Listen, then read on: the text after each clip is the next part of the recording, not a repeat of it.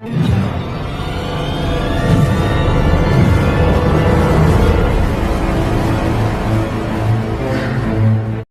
आपको पता है कि आज हम माशाल्लाह से बाबा जी की से मुलाकात के लिए आए हुए हैं। तो यहाँ आने के बाद उनके बारे में काफ़ी मालूमात मिली कि उन्होंने अपनी ज़िंदगी किस तरीके से गुजारी है। पर अभी बाबा जी के बेटे साहिबज़ादे हैं जो हमारे साथ हैं और इनसे मुलाकात करेंगे और उनसे कुछ बाबा जी के ज़िंदगी के कुछ हक़ाइक़ के हवाले से बात करेंगे, पूछेंगे कि उनकी ज़िंदगी आखिर कैसी थी और पहले वो किस तरीके से थे और अब वो कैसे हैं।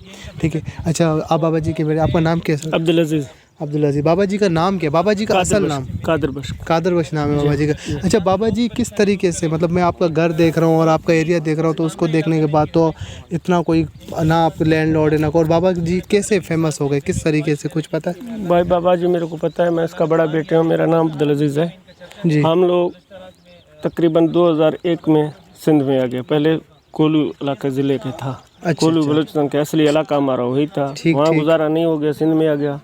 कुछ अरसे में नवाबशहर में बैठ गया, ये ज़मीन में काम किया। अच्छा, ये ज़मीनें जो ये आपकी अपनी ज़मीनें या आपने? नहीं, मसला बता रहा हूँ आपको। जी जी बताएं। फिर वहाँ जो हारपुई किया, ठीक, बसगरी, वहाँ से गुजारा नहीं हो गया। फिर इधर हैदराबाद में ये जो पत्थर निकालते हैं कोटड़ी में, यहाँ 3 साल यहाँ गुजारा, 4-5 साल। अच्छा, 4-5 साल यहाँ गुजारा। फिर आ गया अब जो कि नूरा होटल के तरफ हम लोग ये बसगरी किया, वहाँ से गुजारा नहीं हो गया। हम 15 साल के पहले हमारा वालिद बोलता था हम बैतुल्लाह के दीदार करूँगा, नबी सल्लल्लाहु अलैहि वसल्लम। मतलब कि आज से 15 साल पहले से बाबा जी की ख्वाहिश थी कि वो नबी पाक सल्लल्लाहु अलैहि वसल्लम के रोज़े मुबारक का दीदार करें। मैं दीदार करूँगा। हम लोग बोला हम लोग को गुंजाइश नहीं है, वहाँ तो पैसे लगते हैं। जी, अल्लाह पैसे, नसीब करे, अल्लाह नसीब करे, अल्लाह नसीब करे। वहाँ नूरा होटल में हम लोग घर था, वहाँ से गुजारा नहीं हो गया। फिर हम लोग आ गया यहाँ, अपना जगह नहीं था। ये भी हाजी रहीम मरी का मेहरबानी है, हम लोग को बोला इधर झोपड़ी लगाओ बैठो। अच्छा, मतलब कि आप लोगों का अभी अपना कोई घर भी नहीं है, मतलब आप झोपड़ी में रहते हैं यहाँ पे? झोपड़ी में, ये भी ज़मीन हाजी रहीम मरी का है। जी जी। हमारे को बोला तुम लोग झोपड़ी लगा के बैठो। ठीक है, ठीक। हम लोग इधर आ गया, हमारा वालिद साहब फिर बकरियाँ दूसरे का तुम्हारा बकरी था लिया आधे में, फिर साल में चराता था। उसका जो बच्चा था वो बच्चा आधा करता था, वो अपना हिस्से भेज के पैसा रखता था। माशाल्लाह। बोला हम जाएगा, तो हम लोग के दिल भी मजाक किया गया। मैंने बोला भाई अभी ये साल में एक बच्चा आएगा, अभी 3-4 लाख खर्चा है, तो कैसे जाएगा, हमारे पास भी नहीं है। फिर पासपोर्ट अपना निकाला, हम लोग को गुंजाइश नहीं हो गया उसका, वो पासपोर्ट का मुद्दा खलास हो गया 5 साल। अच्छा, हाँ, पहले पासपोर्ट का मुद्दा खलास मतलब कि आपने जो इससे 5 साल पहले उन्होंने ये पासपोर्ट बनाया था, देखें ये पासपोर्ट बाबा जी ने 5 साल पहले एक बार बनाया था, पर वो कुछ पैसे ना होने की वजह से, हालांकि उन्होंने अपनी ज़िंदगी में क्या किया, किस तरीके से उन्होंने जमा किया, उन्होंने एक बकरी बेच के एक एक रुपया जमा करके नबी पाक सल्लल्लाहु अलैहि वसल्लम के रोज़े मुबारक जाने की ख्वाहिश ज़ाहिर की, और पैसे ना होने की वजह से ये पासपोर्ट भी उनका एक्सपायर हो गया। अच्छा, उसके बाद फिर ये बोला हम जाएगा, पैसा पूरा नहीं था इसका। फिर ये कोरोना भी आ गया बीच में। अच्छा। फिर इस साल में इस मुकम्मल तैयारी किया, 2 लाख रुपए इसने जमा किया। हम लोग के पास नहीं थे। एक भाई अभी उधर वीज़ा बना के उधर सऊदीया में 1000 रुपये उसका तनख्वाह है, वो जो ऊँट चराते हैं वहाँ। अच्छा। हमारे पास नहीं था, इसने बहुत ज़िद किया, बोला बिल्कुल नहीं ठहरूंगा, जाऊँगा। माशाल्लाह। वो भाई हमारा बोला आप ऐसा करो कि आप बकरे ईद तक ठहरो, जी, कुछ मैं भी कमाऊँगा तुम्हारे लिए भी, घर के लिए भेज दूँ, तुम्हारे लिए भेज दूँ, ठीक, तुम ठहरो। बकरा ईद के बाद कोई साथी भी मिलेगा, कोई मरीलो, आपको बोली भी नहीं आता है, ज़मान भी नहीं आता है। अच्छा, मतलब कि बाबा जी को उर्दू बोलनी तक नहीं आती? कुछ नहीं आता, बलोची के बगैर कुछ नहीं। फिर आपको उसके साथ भेज देना। बोला नहीं, पासपोर्ट हमने जमा किया। फिर उस भाई ने 1 लाख रुपया उसने भेज दिया, 3 लाख टोटल खर्चा आ गया। 2 लाख खुद जमा किया। जी। भाई बोला चलो बाप है, वालिद साहब है, अभी नहीं ठहरते हैं बच्चों का, मतलब कि उनके दिल के अंदर एक जज्बा, एक खुलूस, जैसे देखे आप कहते हैं कि जिसको अल्लाह नसीब करे। देखो उनके दिल में एक जज्बा था, उन्होंने 15 साल तक एक रुपया जमा करके, और उनका पासपोर्ट एक्सपायर हो गया, कोरोना, मतलब कि अगर बंदे के अंदर जज्बा हो, खुलूस हो, वो कुछ भी कर सकते हैं। और उन्होंने नबी पाक सल्लल्लाहु अलैहि वसल्लम का बुलावा आ गया और उनको ज़ियारत नसीब हुई। और अब आप क्या महसूस करते हैं जब, किस चीज़ का? आप बाबा जी जब आ चुके हैं यहाँ पे, तो अब लोग भी आ रहे हैं आपके पास? हम लोग तो बहुत खुशी नसीब किया, अल्लाह इसको बड़ा दर्जा दिया। हाँ, बेशक, ये साहब में अल्लाह इसको बड़ा दर्जा दिया। हम लोग तो गरीब था, हमारे पास कुछ नहीं था, अल्लाह इसको बैतुल्लाह का दीदार भी कराया। अल्लाह ताला इसको नबी सल्लल्लाहु अलैहि वसल्लम रोज़े का मुबारक का दीदार भी करें। अल्लाह के हाथ में, हम लोग के हाथ में नहीं है। पैसे वाला तो बहुत है और पैसे वालों को नहीं चाहा कि झोपड़ी वाले को चाहे, ये भी अल्लाह के। सुभान अल्लाह, वाकई अल्लाह ने जिसको चाहते हैं उसको हिदायत भी देते हैं, उसको वहाँ जगह नसीब भी। लेकिन भाई ने कितनी प्यारी बात कही है कि देखो अल्लाह पाक जिसे चाहे, अल्लाह पाक कुछ लोगों के बंगले बने हुए, कुछ के पास बड़ी बड़ी गाड़ियाँ, पर अल्लाह जिसे चाहे अपने दरबार पे बुलाए। और एक झुपड़ी वाले को अल्हम्दुलिल्लाह अल्हम्दुलिल्लाह उनको अपने दरबार पे बुलाया और आज वो माशाल्लाह से नबी पाक सल्लल्लाहु अलैहि वसल्लम के रोज़े मुबारक के दीदार के बाद और आज पूरी दुनिया में उनका एक नाम है। तबलीग में जाता था, अभी जो बुज़ुर्ग इसको मिलता था बोला मेरे लिए ये दुआ करो कि मैं हज में जाऊँ। माशाल्लाह माशाल्लाह। जहाँ जो दीनी मदरसा था वहाँ भी किसी को देखता था ये बोलता था हर वक्त मेरे लिए ये दुआ करो कि मैं मदीने मुनव्वरा नबी सल्लल्लाहु अलैहि वसल्लम रोज़े का दीदार। सुभान अल्लाह। फिर इसको अल्लाह कबूल किया। वहाँ से गया, साथी कोई इसका नहीं था, इसके साथ कुछ भी नहीं था, अकेला था। एयरपोर्ट में हम लोग गया, कोई बंदा भी बलोची हमारे को नहीं मिला कि इसको साथ लेके जाए, इसको पारत दियो, इसका नंबर ले लेंगे। जी जी समझे ना।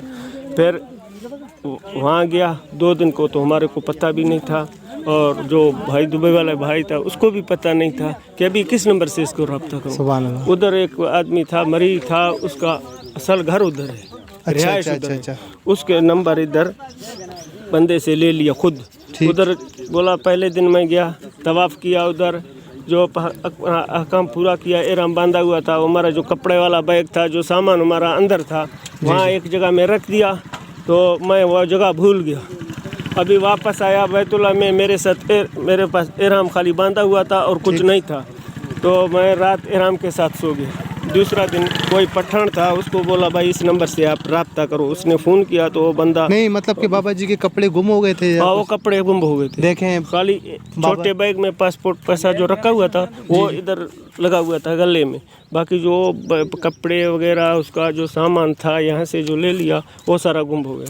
पहले रात बोला बैतुल्लाह के अंदर हम गया, एक छोटा सा कोने में जगह था, मैं एहराम के साथ सो गया। वो एहराम वाला चादर वो तो एक लाख बांधा हुआ था, दूसरा ऊपर डाल के सो गया।